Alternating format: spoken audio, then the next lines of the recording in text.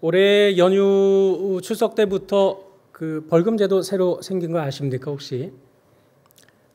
법을 잘 아셔야 그 벌금을 물지 않으실 수 있습니다. 취직은 언제 할 거니? 이런 거 물었다가 벌금 내실 수 있습니다. 그 가족들 모였을 때 연봉은 얼마 받니? 결혼은 언제 할 거니? 어렸을 땐 참 예뻤는데 점점점 뭐 이런 말들이요. 너는 어느 대학 갈 거니? 이런 식의 말들은 결코 상대방을 걱정하는 것도 아니고 관심을 갖는 것도 아닙니다. 이런 건 묻지 않으셔도 충분합니다. 본인 스스로가 고심을 많이 하고 있는 질문들입니다. 이런 질문들을 삼가하시고 그 가족들 간에 그동안 표현하지 못했던 사랑, 표현하지 못했던 그런 인정의 말들, 칭찬의 말들 이런 것들로 꽉 채우시면 너무 좋겠습니다. 뭐 명절 되니까 어머니 생각날 수밖에 없죠. 그 명절 때면 그 어머니께서 그 해주신 음식 먹는 맛이 또 있는 거거든요. 기회가 언제나 열려 있는 게 아닙니다. 그 어머니가 영원하실 것 같죠? 아니요, 그렇지 않습니다.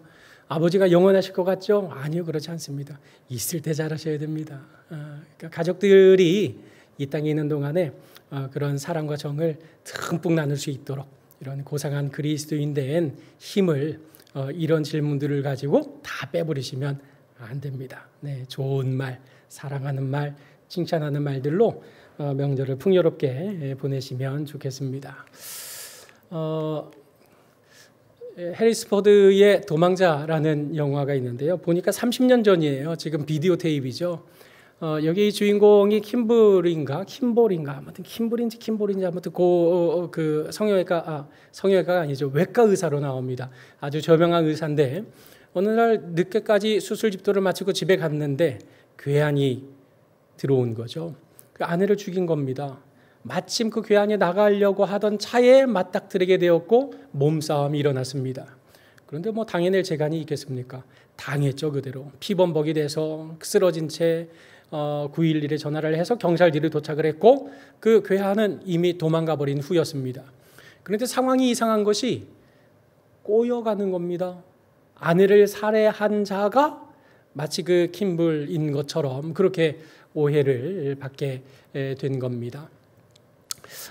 이제 그런 상황에 결국 그 살인자로 낙인이 찍혔고 그리고 교도소로 이감되던 중에 그 죄수들이 탈출을 감행을 했던 겁니다. 그래서 엄격결에 이 킴블도 거기에서 도주를 하기 시작했고 그래서 형사들과 여러 공권력의 그런 그 좁혀오는 포위망을 기가 막히게 살살살 피해가면서 자기 아내를 죽인 진범을 찾기 위해서 끊임없이 도망치는 그래서 한시도 눈을 뗄 길이 없는 그런 영화가 이 도망자라는 영화입니다. 보는 입장에서 구경하는 입장에서는 뭐 얼마든지 박진감 넘치지만 그러나 만약에 내가 그 당사자가 되었다면 그 도망하는 마음이 얼마나 피폐해져 갔을까요?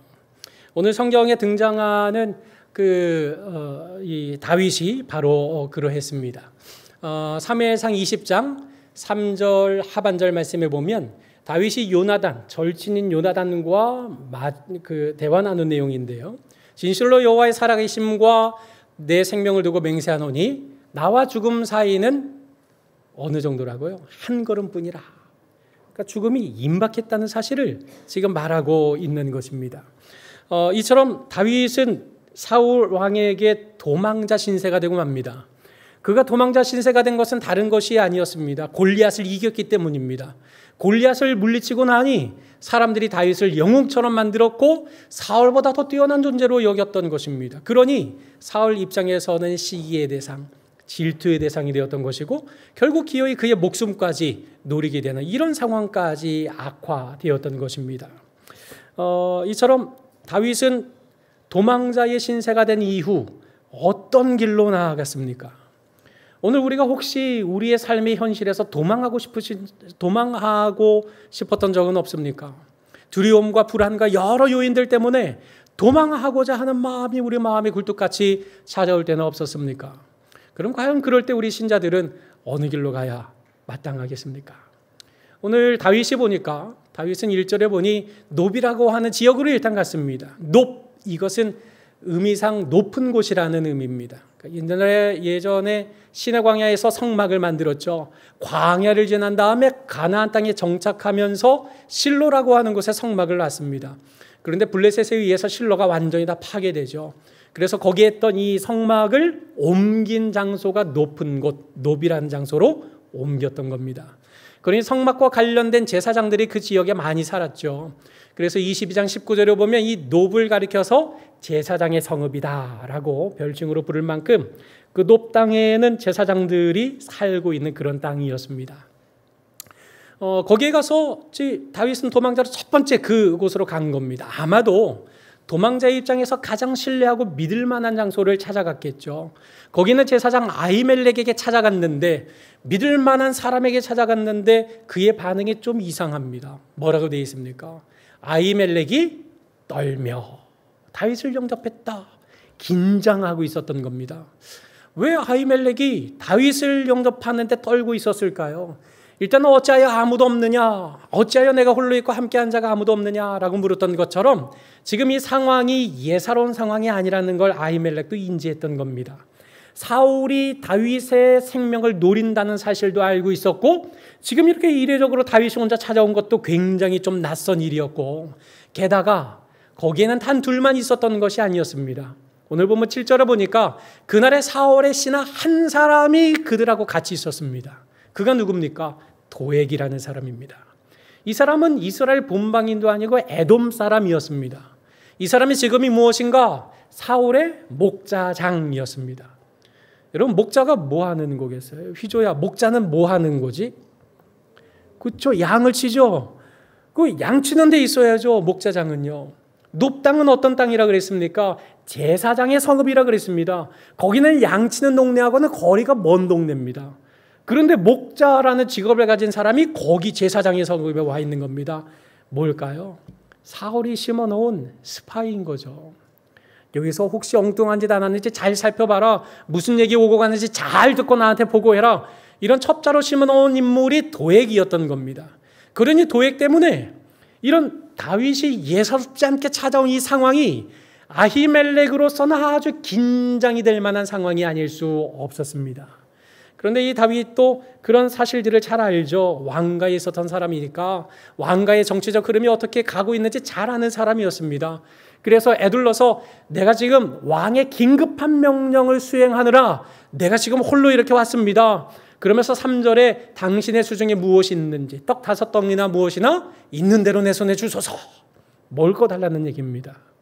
어떤 학자들은 여기 떡 5덩이를 그 다윗이 골리앗을 물칠 때 물맷돌 몇 개 주었는지 아세요? 5개를 주었습니다. 그래서 그거하고 연결지어서 해석을 하기도 하더라고요. 그런데 그건 조금 억측인 것 같고요. 그 떡 5덩이를 주십시오. 아니면 뭐든지 있는 대로 주소서. 이 말은요, 우리나라 말로 표현하자면 밥 한 숟가락 있습니까? 밥이든 뭐든 요기가 될 만한 거 뭐든 주세요. 밥 한 그릇 주세요. 이런 관용어인 겁니다. 그러니까 물맷돌 5개하고는 아무 상관이 없는 그런 말입니다. 아무튼 지금 먹을 게 필요하거든요. 도망을 치려고 해도 먹을 게 있어야죠. 든든해야 도망을 치죠. 먹을 걸 구했습니다. 그러자 이 아히멜렉은 내게 다른 먹을 거는 없다. 다만 진설병이 있다. 이 진설병은 뭐냐면 그 안식일마다 그 성막 안에 성소가 있지 않습니까? 거기에 금 등대도 있고 그 떡상도 있는데 그 떡상 위에 6개에서 총 12개의 진설병 떡을 이렇게 만들어서 그 매 안식일마다 새 떡을 올리게 되어 있습니다. 이 떡을 일주일마다 하나씩 바꾸니까요. 뜨거운 떡을 올리면서 물려낸 떡이 마침 있었던 겁니다. 진설병은 물론 제사장들을 위한 양식이 되어야 하지만, 그러나 하나님이 생명 살리라고 있는 양식, 이거 다윗에게 주는 게 아무 거리낌 없었던 겁니다. 그래서 아히멜렉은 이 진설병이 있는데 이거라도 내가 줄까? 그거라도 줬사오니 주십시오 해서 그 떡을 넘겨주게 되었던 겁니다. 그리고 이제 먹을 걸 확보했습니다. 그러면 도망자가 또 하나 챙겨야 될 게 있습니다. 적군이든 누구든 위협으로부터 나를 방어할 무언가가 필요하거든요. 무기입니다. 그래서 8절에 다윗이 아히멜렉에게 부탁한 게 뭡니까? 당신의 수중에 창이나 칼이 없나이까? 내가 왕의 일이 급함으로 칼과 무기를 가지지 못하였습니다. 이게 지금 말이나 되는 소리입니까? 왕의 긴밀한 명령을 긴급하게 수행하는 사람이 무기도 안 가지고 온다고요? 이건 정말 말도 안 되는 거죠. 아히멜렉이 속아준 건지 정말 그렇게 믿었는지 알 길은 없습니다만은 이 아히멜렉이 무기 하나는 있다라고 말합니다. 그 무기가 무엇입니까? 9절 전반절에 보니까 다윗 너가 엘라 골짜기에서 죽인 블레셋 사람 골리앗의 칼은 있다. 여러분이 골리앗의 칼 딱 들으면 다윗이 무엇을 생각했어야 마땅할까요? 골리앗과의 싸움은 이길 수 없는 싸움이었습니다. 말도 안 될 승리를 다윗이 거두게 된 거죠. 말도 안 될 승리를 그러면 누가 주신 겁니까? 하나님이 주셨습니다. 다윗의 평생 그의 생명을 지키신 이는 하나님이셨습니다. 평생토록 하나님이 당신의 주권과 뜻을 따라 다윗의 한 걸음 한 걸음을 인도해 주셨던 것입니다. 그러면 블레셋 사람 골리앗의 칼, 너가 죽인 그 사람의 칼, 그러면 하나님이 계시지 내가 왜 두려워하고 있었나? 돌아볼 수 있는 첫 번째 기회였습니다. 그리고 또 하나 이어서 하는 말이 보자기에 쌓여 에봇 뒤에 그 칼이 있다. 그러면 그 칼을 가져가려면 에봇을 지나쳐야 되는 거죠. 여러분, 에봇이 무엇입니까? 제사장의 의복입니다. 제사장의 의복에는 판결, 흉패, 우림과 둠밈 이거 가지고 하나님의 뜻을 묻는데 이걸 늘 사용했던 것입니다. 그러면 그 의복을 지나갈 때 생각할 수 있지 않겠습니까? 하나님의 뜻이 과연 어디에 있을까? 나는 어디로 가야 마땅한가? 이 길, 이 도망하는 길, 이 쫓기는 길, 여기서 나는 어디로 가야만 할 것인가? 물을 수 있는 두 번째 기회가 주어졌습니다. 그런데 다윗에게는 전혀 이런 것들이 마음에, 생각에 없었습니다. 9절 하반절 말씀해 보니 다윗이 이르되 그 같은 것이 또 없나니 내게 주소서. 아이고, 그게 어딥니까? 감지덕지죠. 그거라도 주십시오 하고는 그걸 취해가지고 갔던 것입니다. 여러분, 두려움에 쫓긴 나머지, 불안에 떨는 나머지 역사해 주셨던 하나님, 지금까지 내가 서 있는 그 자리에 여기까지 인도하신 그 하나님의 은혜를 기억하지 못하고 있었던 겁니다. 그래서 결국 10절에 보니 그날의 다윗이 사울을 두려워하여 일어나 도망하게 되었던 겁니다. 사울이 심어놓은 첫 도액도 있겠다. 이 사람이 사울에게 내가 여기를 들렸다는 것을 알리는 것은 이거 이제 시간 문제일 터이니 빨리 도망가야 되겠다.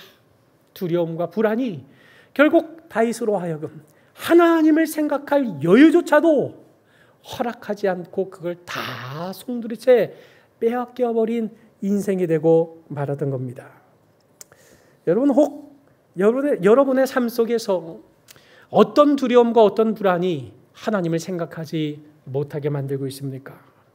어떤 급하고 어떤 조급한 상황들이 여러분들로 하여금 내 지난 과거의 역사 속에 일하셨던 하나님, 건지셨던 하나님, 구원하신 하나님을 기억하지 못하도록 만드는 그 두려움과 불안의 대상은 무엇입니까? 돈입니까? 직장입니까? 건강입니까? 무엇이 그런 두려움과 불안을 자극하고 있습니까? 중요한 것은 도망치는 것이 항상 좋은 해답이 될 수 없다는 것입니다.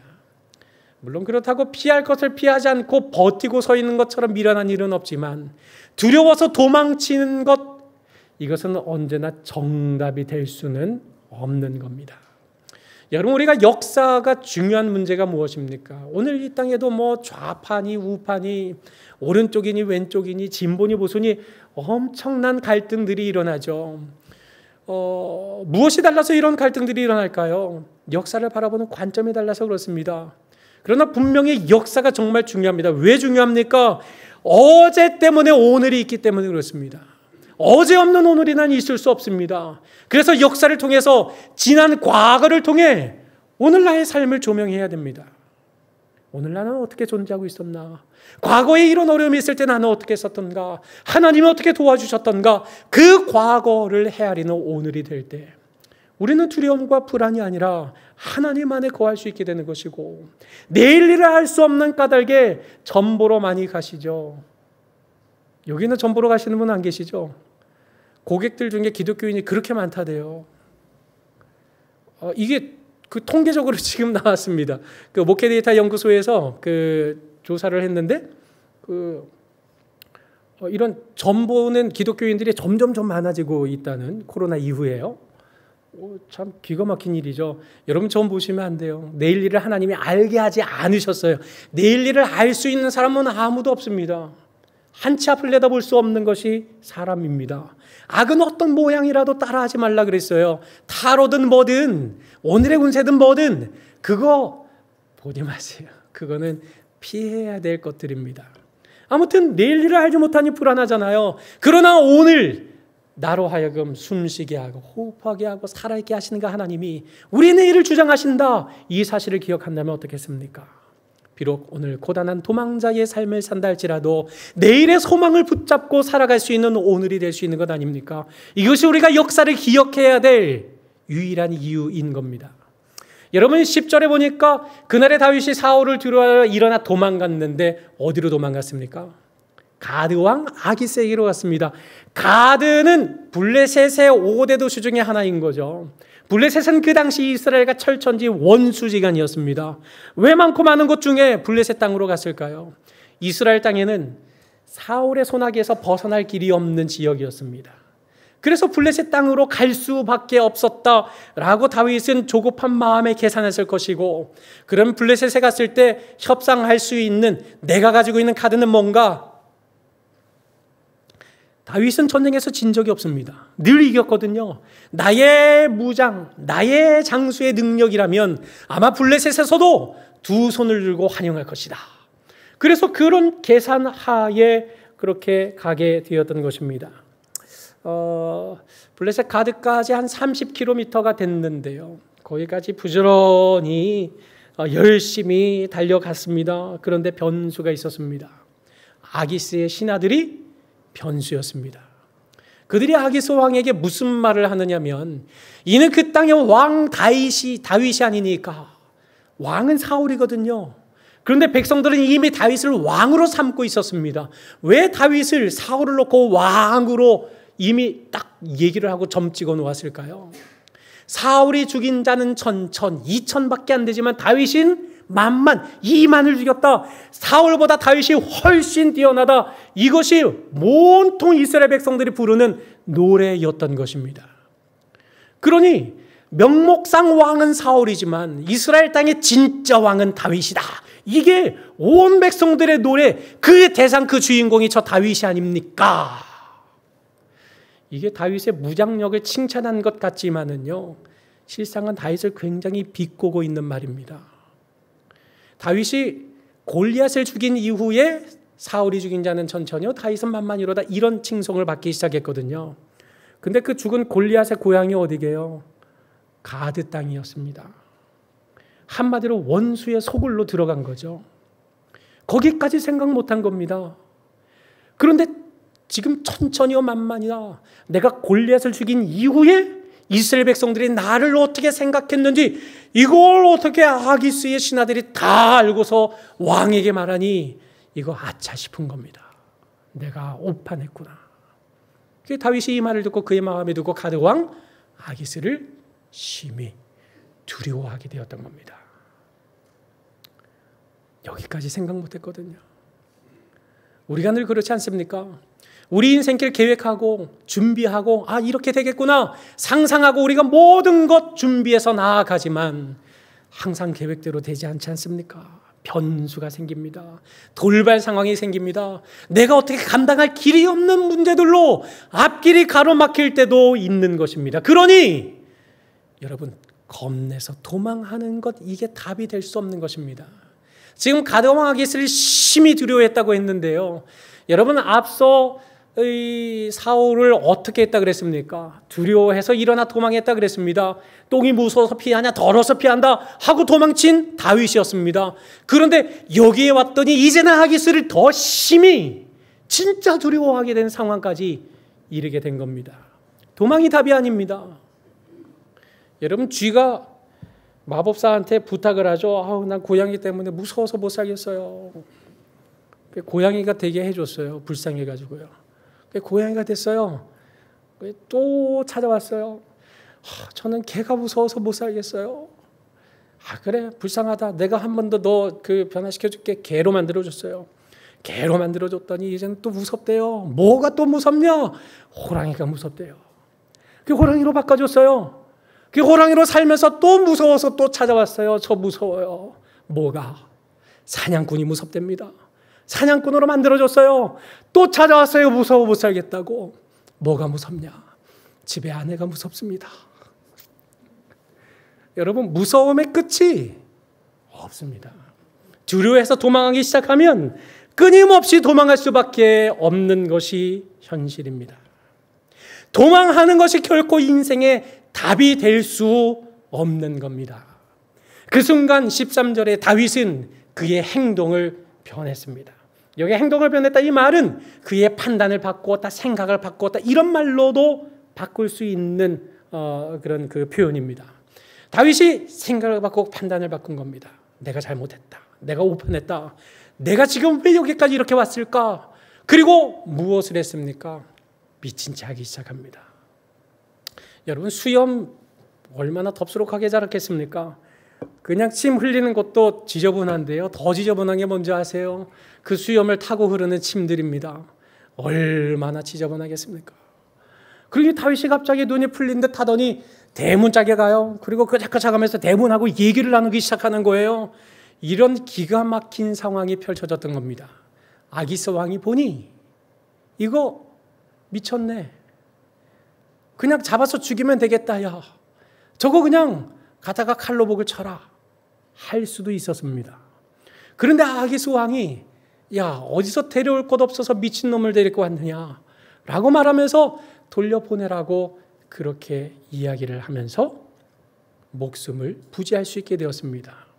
여러분은 그런데 여기서 다윗의 행동을 바꿨습니다. 판단과 생각을 바꿨습니다.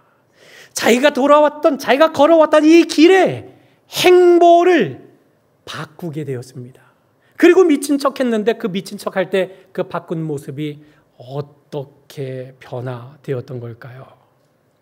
그 미친 척 하면서 다윗이 속으로 무엇을 하고 있었을까요? 하나님을 찾았던 겁니다.